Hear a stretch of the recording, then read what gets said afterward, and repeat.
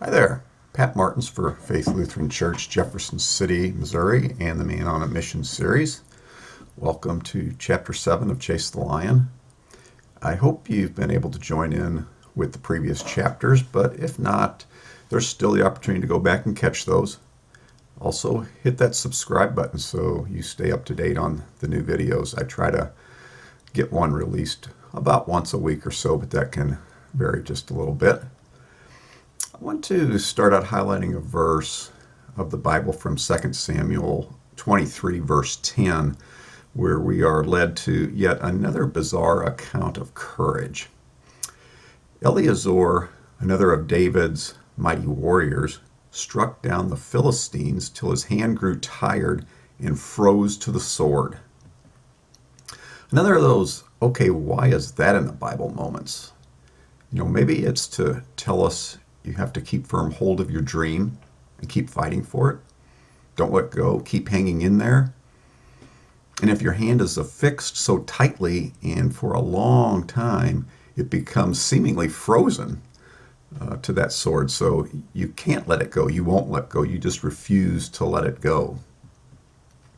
Here's an interesting question for you that Batterson brings up in this chapter of the book. Are you willing to die on a treadmill? Now, you may ask, that is an odd question to ask, and I would agree. What in the world is he talking about here? But Batterson describes it this way. It's the difference between chasing and catching the lion. You're not going to outrun it, but can you outwork it? You can't outsmart it, but can you outlast it? In other words, you need to be willing to put in the time to be better prepared for the fight. Kind of like an athlete in training. You have to be willing to put in proper training to get to an elite status. That applies to our lives in the Christian witness field. Too often we have not done enough to train ourselves up. And if we're not in shape, how can we win the race? How can we outwork the lion? You can't. You got to get on the treadmill and refuse to be outworked. Now, are you discouraged thinking this is too much to ask of you? Or maybe you think, I just don't have it in me to do that. If so, I'd just invite you to zoom out in your life a little bit. You can't just dream short term. You have to think long term.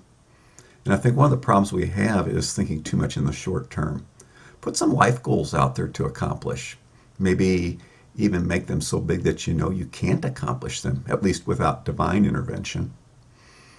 In closing, Batterson says we have a tendency to overestimate what we can accomplish in a year or two, but underestimate what God can do in a decade or two. So get on the treadmill, get in training, and be a man or a woman on a mission.